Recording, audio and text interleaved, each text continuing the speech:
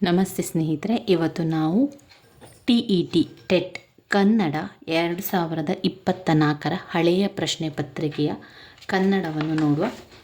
ಭಾಷೆ 1 ಪೇಪರ್ 2ರಲ್ಲಿರುವಂತಹ ಕನ್ನಡದ ಎಲ್ಲ ರೀತಿಯ ಪ್ರಶ್ನೆ ಮತ್ತು ಉತ್ತರಗಳನ್ನು ನೋಡ್ತಾ ಹೋಗುವ. ಮೊದಲಿಗೆ ಅವರು ಕೊಟ್ಟಿರುವಂಥದ್ದು ಗದ್ಯ ಭಾಗದಲ್ಲಿ ನಾವು ನೋಡ್ತಾ ಹೋಗುವ.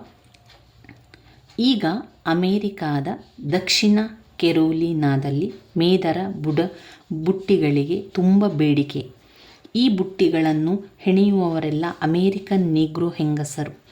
ಇವರು ಆಫ್ರಿಕಾದಿಂದ 300 ವರ್ಷಗಳ ಹಿಂದೆ ಗುಲಾಮರಾಗಿ ಸೆರೆಸಿಕ್ಕು ಇಲ್ಲಿಗೆ ಬಂದವರು. 18ನೆಯ ಶತಮಾನದಲ್ಲಿ ಕೆರೋಲಿನಾದ ತೋಟಗಾರರು ಇವರನ್ನು ಭತ್ತ ಬೆಳೆಯಲು ಕೊಂಡು ತಂದರು. ಭತ್ತ ಬೆಳೆಯುತ್ತಿದ್ದಾಗ ಬೆಳಗಿನ ಹೊತ್ತು ಗದ್ದೆಗಳಲ್ಲಿ ಕೆಲಸ ಮಾಡುತ್ತಿದ್ದ ಆಳುಗಳು ಸಂಜೆಯೆಲ್ಲ ಭತ್ತದ ಹುಲ್ಲು ಮತ್ತು ನದಿ ತೀರದಲ್ಲಿ ದೊರೆಯುವ ಜೊಂಡನ್ನು ಉಪಯೋಗಿಸಿಕೊಂಡು ತಮಗೆ ಅಗತ್ಯವಾದ ವಸ್ತುಗಳನ್ನು ಹೆಣೆಯುತ್ತಿದ್ದರು.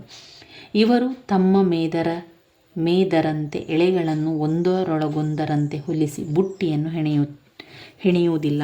ಅದರ ಬದಲು ಬೆತ್ತದಂತಹ ಕಿರುಬಿದಿರಿನಿಂದ ದಾರದ ಎಳೆಗಳನ್ನು ತಯಾರಿಸಿ ಒಂದೊಂದು ಸುತ್ತಿಗೂ ಕಟ್ಟಿ ಬಿಗಿ ಮಾಡುತ್ತಾ ಬುಟ್ಟಿ ರೂಪಿಸುತ್ತಾರೆ. ಆದರೆ ಇವರ ಭತ್ತದ ರಾಜ್ಯ ಬಹಳ ದಿನ ಉಳಿಯಲಿಲ್ಲ. ಅಮೇರಿಕಾದಲ್ಲಿ ಅಂತರ್ಯುದ್ಧ ಆರಂಭವಾಗಿ ಭತ್ತಕ್ಕೆ ಗಿರಾಕಿಗಳು ಕಡಿಮೆಯಾದರು. ಬ್ರೆಡ್ ಪ್ರಧಾನ ಆಹಾರವಾದ್ದರಿಂದ ಎಲ್ಲರೂ ಗೋಧಿಯನ್ನೇ ಅವಲಂಬಿಸಿದರು. ಅಂತರ್ಯುದ್ಧದ ನಂತರ 30 ವರ್ಷಗಳ ತರುವಾಯ ಭಾರೀ ಬಿರುಗಾಳಿಯ ಅನಾಹುತದಲ್ಲಿ ಇವರ ಹಳ್ಳಿಗಳು ಭತ್ತದ ಗದ್ದೆಗಳು ನಾಶವಾದವು. ಆದರೂ ಪರಂಪರೆಯಿಂದ ಬಂದಿದ್ದ ತಮ್ಮ ಬುಟ್ಟಿ ಹೆಣೆಗಾರಿಕೆಯನ್ನು ಆಫ್ರಿಕನ್ ಹೆಂಗಸರು ಕೈಬಿಡಲಿಲ್ಲ. 20ನೆಯ ಶತಮಾನದಲ್ಲಿ ಇವರ ಕಲಾತ್ಮಕ ಬುಟ್ಟಿಗಳಿಗೆ ಬೇಡಿಕೆ ಅಧಿಕವಾಯಿತು. ಇವರೇ ಅಮೇರಿಕಾದ ಹೈವೇಗಳ ಪಕ್ಕ ಬಯಲು ಮಾರುಕಟ್ಟೆಗಳನ್ನು ರೂಪಿಸಿಕೊಂಡು ತಮ್ಮ ಕರಕುಶಲ ವಸ್ತುಗಳನ್ನು ಮಾರತೊಡಗಿದರು. ಇವರ ಬಯಲು ಮಾರುಕಟ್ಟೆಗಳು ನಮ್ಮ ಸಂತೆಗಳನ್ನು ಹೋಲುತ್ತದೆ. ಅಮೇರಿಕಾದ ಸೂಪರ್ ಮಾರ್ಕೆಟ್ಗಳಿಗಿಂತಲೂ ಜನಪ್ರಿಯವಾಗಿದೆ. ಇನ್ನು ಪ್ರಶ್ನೆಗಳನ್ನು ನೋಡುವ. ಅಮೇರಿಕಾದಲ್ಲಿ ಅಂತರ್ಯುದ್ಧ ಆರಂಭವಾಗಿ ಯಾವುದಕ್ಕೆ ಗಿರಾಕಿಗಳು ಕಡಿಮೆಯಾದರು? ಅಂತರ್ಯುದ್ಧ ಆರಂಭವಾಗಿ ಭತ್ತಕ್ಕೆ ಗಿರಾಕಿಗಳು ಕಡಿಮೆಯಾದರು. ನೋಡಿಲಿ, ಭತ್ತಕ್ಕೆ ಗಿರಾಕಿಗಳು ಕಡಿಮೆಯಾದರು. ಯಾವ ಕಾರಣದಿಂದಾಗಿ? ಅಮೇರಿಕಾದಲ್ಲಿ ಅಂತರ್ಯುದ್ಧ ಆರಂಭವಾಗಿ ಭತ್ತಕ್ಕೆ ಗಿರಾಕಿಗಳು ಕಡಿಮೆಯಾದರು. ಭತ್ತ. ಮೇದರ ಬುಟ್ಟಿಗಳಿಗೆ ಇಲ್ಲಿ ತುಂಬ ಬೇಡಿಕೆ. ಇಲ್ಲಿ ಮೇದರ ಅಮೇರಿಕಾದ ದಕ್ಷಿಣ ಕೆರೋಲಿನಾದಲ್ಲಿ ಮೇದರ ಬುಟ್ಟಿಗಳಿಗೆ ತುಂಬ ಬೇಡಿಕೆ. ಅಮೇರಿಕಾದ ದಕ್ಷಿಣ ಕೆರೋಲಿನಾ. ಇವು ಅಮೇರಿಕಾದ ಸೂಪರ್ ಮಾರ್ಕೆಟ್ಗಳಿಗಿಂತಲೂ ಜನಪ್ರಿಯವಾಗಿದೆ. ಯಾವುದು? ಇವರ ಬಯಲು ಮಾರುಕಟ್ಟೆಗಳು ನಮ್ಮ ಸಂತೆಗಳನ್ನು ಹೋಲುತ್ತದೆ. ಅಮೇರಿಕ ಸೂಪರ್ ಮಾರುಕಟ್ಟೆಗಳನ್ನು ಜನಪ್ರಿಯವಾಗಿರುವಂಥದ್ದು ಬಯಲು ಮಾರುಕಟ್ಟೆ. ಇವುಗಳು ಸರಿಯಾದ ಹೇಳಿಕೆಯನ್ನು ಗುರುತಿಸಿ. ಬ್ರೆಡ್ ಪ್ರಧಾನ ಆಹಾರವಾದ್ದರಿಂದ ಎಲ್ಲರೂ ಭತ್ತವನ್ನೇ ಅವಲಂಬಿಸಿದರು. ಪರಂಪರೆಯಿಂದ ಬಂದಿದ್ದ ತಮ್ಮ ಬುಟ್ಟಿ ಹೆಣೆಗಾರಿಕೆಯನ್ನು ಆಫ್ರಿಕನ್ ಹೆಂಗಸರು ಕೈಬಿಡಲಿಲ್ಲ. ಇವರು ಬಯಲು ಮಾರುಕಟ್ಟೆಗಳು ನಮ್ಮ ಹಳ್ಳಿಯ ಪಂಚಾಯಿತಿಗಳನ್ನು ಹೋಲುತ್ತದೆ. ಇವರ ಬಯಲು ಮಾರುಕಟ್ಟೆಗಳು ಆಫ್ರಿಕಾದ ಸೂಪರ್ ಮಾರ್ಕೆಟ್ಗಳಿಗಿಂತಲೂ ಜನಪ್ರಿಯವಾಗಿದೆ. ಇವರ ಬಯಲು ಮಾರುಕಟ್ಟೆಗಳು ನಮ್ಮ ಸಂತೆಗೆ ಹೋಲುವಂಥದ್ದು. ಅದು ಅಮೇರಿಕಾದ ಸೂಪರ್ ಮಾರ್ಕೆಟಿಗೆ ಜನಪ್ರಿಯ, ಆಫ್ರಿಕಕ್ಕೆ ಅಲ್ಲ. ಇಲ್ಲಿ ನಮ್ಮ ಹಳ್ಳಿ ಪಂಚಾಯಿತಿ ಹಾಗೆಲ್ಲ, ಅದು ನಮ್ಮ ಸಂತೆಯ ರೀತಿಯಲ್ಲಿರ್ತದೆ.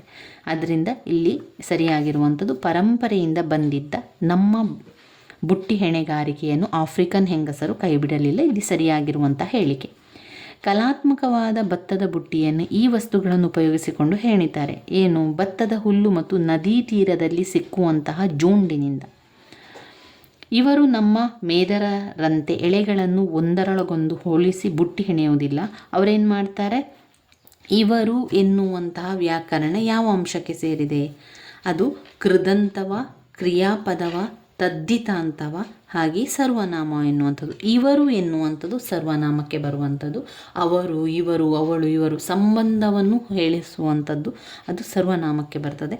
ಕ್ರಿಯಾಪದ ಅಂತ ಅಲ್ಲಿ ಹೇಳಿದಾಗ ಅಲ್ಲಿ ಕ್ರಿಯೆಗಳು ಇರುವಂಥದ್ದು ಕ್ರಿಯಾಪದಕ್ಕೆ ಬರುವಂಥದ್ದು.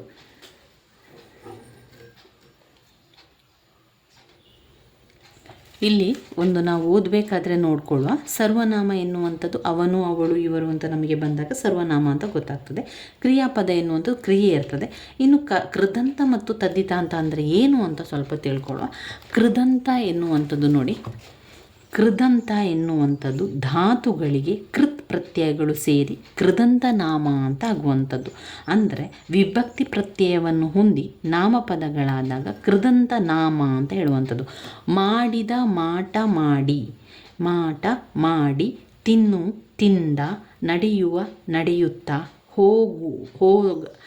ಮಾಡಿದ, ಮಾಟ ಮಾಡಿ. ಕೃದಂತ ನಾಮ, ಕೃದಂತ ಭಾವನಾಮ, ಕೃದಂತವ್ಯಯ ಅನ್ನುವಂಥದ್ದು ಬರ್ತದೆ ಅಲ್ಲಿ. ಅಂದರೆ ಮಾಡಿದ, ಮಾಟ ಮಾಡಿ, ತಿನ್ನುವ ತಿನ್ನುವಿಕೆ ತಿಂದ, ನಡೆಯುವ ನಡೆತ ನಡೆಯುತ್ತಾ, ಹೋಗದ ಹೋಗುವಿಕೆ ಹೋಗಲು ಎನ್ನುವಂಥದ್ದು ಕೃದಂತ ನಾಮದಲ್ಲಿ ಬರ್ತದೆ. ಇನ್ನು ತದ್ದಿತಾಂತ ನಾಮ ಅಂತ ಬಂದಾಗ ಅಲ್ಲಿ ಗಾರ, ಇಗ, ಅಡಿಗ, ಒಳ ಅಂತ ಬರ್ತದೆ. ಗಾರ, ಇಗ, ಅಡಿಗ, ಒಳ ಅಂದರೆ ಉದಾಹರಣೆಯನ್ನು ನಾವು ನೋಡಿದರೆ ಇಲ್ಲಿ ಅದು ಹಾವಾಡಿಗ, ಬಳೆಗಾರ ಈ ರೀತಿ ಬರ್ತದೆ. ಬಡತನ, ಚೆಲುವಿಕೆ, ಕಿವುಡ, ಜಾಣ್ಮೆ, ಹಿರಿಬ್. ತದ್ದಿತಾಂತವ್ಯಯದಲ್ಲಿ ರಾಮನಂತೆ, ಚಂದ್ರನೊಲುಮೆ, ಮನೆಯ ತನಕ ಆ ರೀತಿಯಾಗಿ ತದ್ದಿತಾಂತ ನಾಮ ಬರ್ತದೆ. ತದ್ದಿತಾಂತ ನಾಮದಲ್ಲಿ ಗಾರ, ಕಾರ ಆ ರೀತಿಯಾಗಿ ಬರುವಂಥದ್ದು. ಗಾರ, ಈಗ, ಅಡಿಗ, ಒಳ ಅಂತ ಬರ್ತದೆ.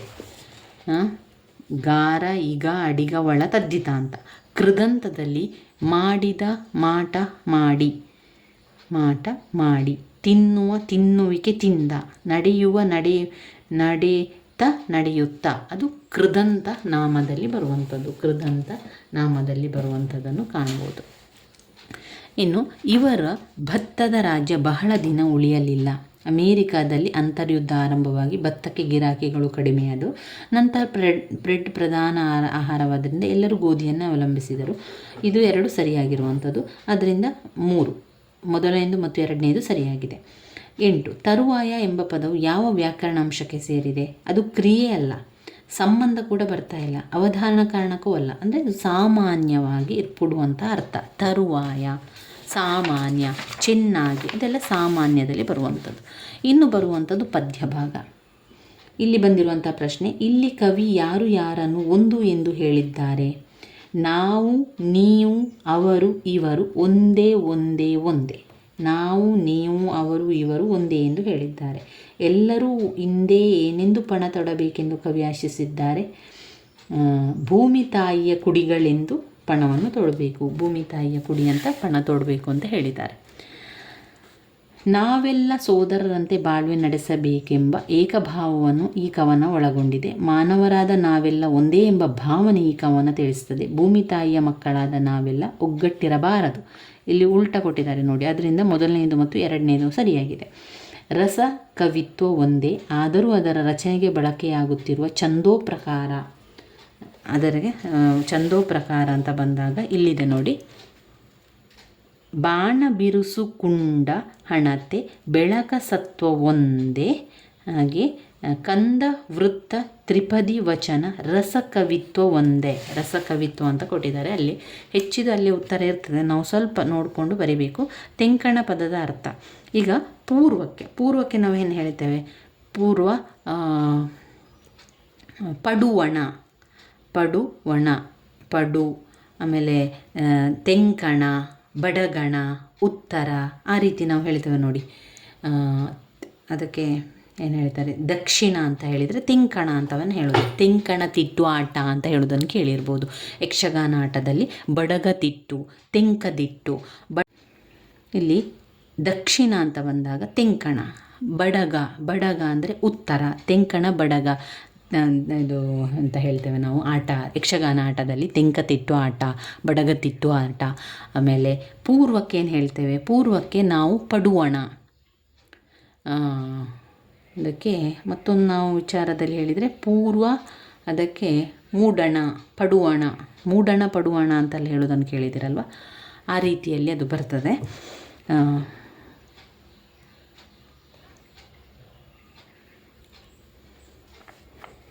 ಇನ್ನು ಮುಂದಿನ ಪ್ರಶ್ನೆಗೆ ಹೋಗುವ. ಇದರಲ್ಲಿರುವ ತಪ್ಪಾಗಿ ಹೇಳಿಕೆಯನ್ನು ಗುರುತಿಸಿ ಅಂತ. ಈಗ ಕಂದ ಪದ್ಯ ಅಂತ ಕಂದ ಅಂತ ಬಂದಾಗ ನಾಲ್ಕು ಸಾಲು ಇರುವಂಥದ್ದು ಸರಿ.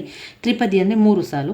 ವೃತ್ತ ಅಂತ ಬಂದಾಗ 4 ಸಾಲಿನ ಪದ್ಯ. ಇದುವೇ ಒಂದು ತಪ್ಪಾಗಿರುವಂಥ ಹೇಳಿಕೆ. ವಚನ 8 ಸಾಲಿನ ಪದ್ಯ ಅಂತ ಬಂದಿದೆ, ಅದು ತಪ್ಪು.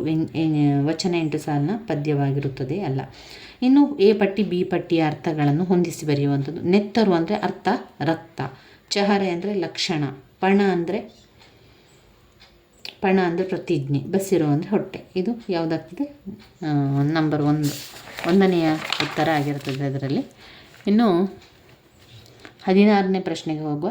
ಕಾರವಾರದಲ್ಲಿ ಮಲೇರಿಯಾ ಹಬ್ಬಿ ವೀರೇಶ್ವರ ಪಾಠಕ್ರವರ ಆರೋಗ್ಯದ ಮೇಲೆ ದುಷ್ಪರಿಣಾಮ ಬೀರಿ ಅವರು ಅಲ್ಲಿಂದ ವರ್ಗಾವಣೆ ಹೋಗುವಂತೆ ಆಯಿತು. ಈ ವಾಕ್ಯ ಏನು? ಅದೊಂದು ಸಾಮಾನ್ಯ ವಾಕ್ಯ. ಕ್ರಿಯಾ ಸಮಾಸಕ್ಕೆ ಉದಾಹರಣೆಯಾಗಿರುವಂಥದ್ದು. ಅಲ್ಲಿ ಒಂದು ಕ್ರಿಯೆ ಇರಬೇಕು.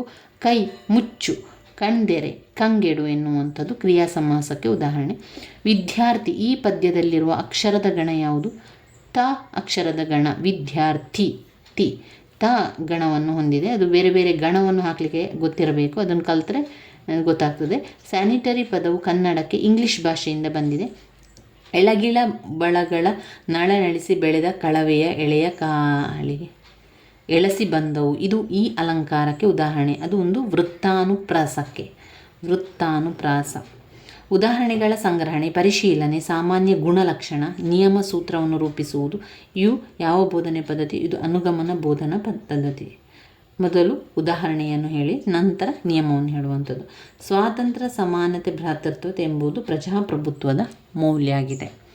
ಕನ್ನಡ ಭಾಷಾ ಶಿಕ್ಷಕರು 8ನೆಯ ತರಗತಿಯಲ್ಲಿ ತಲಕಾಡಿನ ವೈಭವದ ಬಗ್ಗೆ, 9ನೆಯ ತರಗತಿಯಲ್ಲಿ ಬೆಡಗಿನ ತಾಣ ಜಯಪುರ, 10ನೆಯ ತರಗತಿಯಲ್ಲಿ ಲಂಡನ್ ನಗರ ಎಂಬ ಪ್ರವಾಸ ಕಥನದ ಗದ್ಯಪಾಠಗಳನ್ನು ಬೋಧಿಸುತ್ತಾರೆ.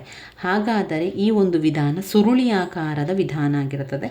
ನಿಗಮನ ಅಂತ ಹೇಳಿದಾಗ ಅಲ್ಲಿ ನಿಯಮ ಹೇಳಬೇಕು. ಅಲ್ಲಿ ನಿಯಮವನ್ನು ಹೇಳಲಿಲ್ಲ, ರಚನೆ ಮಾಡಿ ಹೇಳಲಿಲ್ಲ, ಅಥವಾ ಅಂತರ್ಗತವಾಗಿ ಹೇಳಲಿಲ್ಲ. ಇದೊಂದು ಸುರುಳಿಯಾಕಾರದ ವಿಧಾನ. 8ನೇ ತರಗತಿಗೆ 9ನೇ ತರಗತಿ 10ನೇ ತರಗತಿ ಬರುವಂಥದ್ದು ಸುರುಳಿಯಾಕಾರದ ವಿಧಾನಕ್ಕೆ ಬರ್ತದೆ. ಇನ್ನು 2005ರ ರಾಷ್ಟ್ರೀಯ ಪಠ್ಯಕ್ರಮ ಈ ವೈಶಿಷ್ಟ್ಯವನ್ನು ಹೊಂದಿದೆ. ಕಲಿಕೆಯನ್ನು ಜೀವನದ ಅವಶ್ಯಕತೆಗಳೊಂದಿಗೆ ಜೋಡಿಸುವುದು, ಶಾಲೆಯ ಹೊರಗಿನ ಬದುಕಿಗೆ ಜ್ಞಾನವನ್ನು ಸಂಯೋಜಿಸುವುದು. ಇದು 1 ಮತ್ತು 2 ಸರಿಯಾಗಿದೆ. 25ನೇದು ರಾಷ್ಟ್ರಕವಿ ಎಂ ಗೋವಿಂದ ಪೈ ಅವರ ತಾಯಿ ಬಾರ ಮೊಗವ ತೋರ ಪದ್ಯದ ಜೊತೆಗೆ ರಾಷ್ಟ್ರಕವಿ ಕುವೆಂಪು ಅವರ ಭಾರತ ಜನನಿಯ ತನುಜಾತೆ ಪದ್ಯವನ್ನು ಪೂರಕವಾಗಿ ಶಿಕ್ಷಕರು ಬೋಧಿಸಿದರೆ ಇದು ನಮಗೆ ಈ ವಿಧಾನವನ್ನು ತಿಳಿಸುತ್ತದೆ, ಸಮ್ಮಿಳಿತ ವಿಧಾನವನ್ನು ತಿಳಿಸುತ್ತದೆ. ಭಾಷೆ ಎಂದರೆ ಧ್ವನಿ ಸಂಕೇತಗಳಿಂದ ಮನುಷ್ಯನ ವಿಚಾರಗಳನ್ನು ಅಭಿವ್ಯಕ್ತಿಗೊಳಿಸುವಂಥ ಸಾಧನ. ಪ್ಲೇಟೋ ಧ್ವನಿ ಸಂಕೇತಗಳನ್ನು ಮನುಷ್ಯನ ವಿಚಾರಗಳನ್ನು ಅಭಿವ್ಯಕ್ತಗೊಳಿಸುವ ಪ್ಲೇಟೋ. ಭಾಷಾ ಕೌಶಲ್ಯಗಳನ್ನು ಬೆಳೆಸುವುದು ಭಾಷಿಕ ಉದ್ದೇಶ ಆಗಿರ್ತದೆ. ಕೆಲವೊಂದು ಉತ್ತರಗಳು ತೀರಾ ಸಾಮಾನ್ಯವಾದ ಉತ್ತರ ಆಗಿರ್ತದೆ. ನಾವು ಕನ್ಫ್ಯೂಸ್ ಆದರೆ ಮಾತ್ರ, ಅದು ಎರಡೆರಡು ಕನ್ಫ್ಯೂಸ್ ಆದರೆ ನಮಗೆ ಉತ್ತರ ಬರಲಿಕ್ಕೆ ಆಗೋದಿಲ್ಲ. ಪ್ರಶ್ನೆಯನ್ನು 2 ಬಾರಿ ಓದ್ಕೊಳ್ಬೇಕು. ನಾಡು ನುಡಿಯ ಪರಂಪರೆ, ಸಾಹಿತ್ಯ ಸಂಸ್ಕೃತಿಯು ಅರಿವನ್ನು ಮೂಡಿಸುತ್ತದೆ. ಇದು ಸಾಹಿತ್ಯದ ಉದ್ದೇಶ. ಪಠ್ಯಕ್ರಮ ನಿರ್ಧರಿಸಿದ ಗುರಿಗಳನ್ನು, ಪಠ್ಯವಸ್ತು ಸೂಚಿಸಿದ ಮಾರ್ಗೋಪಾಯಗಳನ್ನು ಸಕಾರಗೊಳಿಸಲು ಒಂದು ನಿರ್ದಿಷ್ಟ ವಿಷಯ ಪಠ್ಯಾಂಶ ಅಂದರೆ ಪಠ್ಯ ಪುಸ್ತಕವನ್ನು ಪಠ್ಯಾಂಶ ಅಂತ ಹೇಳುವಂಥದ್ದು. ಇದು ನಾವು 2024ರಲ್ಲಿ ಬಂದಂತಹ ಪ್ರಶ್ನೆ ಪತ್ರಿಕೆ TET ಕನ್ನಡ ಪೇಪರ್ 2ರಲ್ಲಿ ಬರುವಂಥ ಪ್ರಶ್ನೆ ಪತ್ರಿಕೆ. ಮುಂದಿನ ದಿನಗಳಲ್ಲಿ ಹಳೆಯ ಪ್ರಶ್ನೆ ಪತ್ರಿಕೆಯಲ್ಲೆಲ್ಲ ಕೂಡ ನಾವು ಅಭ್ಯಾಸ ಮಾಡ್ತಾ ಹೋಗುವ. ನನ್ನ ವೀಡಿಯೋಸ್ ಎಲ್ಲ ನಿಮಗೆ ಇಷ್ಟ ಆಗಿದ್ದರೆ ಲೈಕ್ ಕೊಡಿ, ಶೇರ್ ಮಾಡಿ, ಸಬ್ಸ್ಕ್ರೈಬ್ ಮಾಡಲಿಕ್ಕೆ ಮರಿಬೇಡಿ ಸ್ನೇಹಿತರೆ. ಧನ್ಯವಾದಗಳು.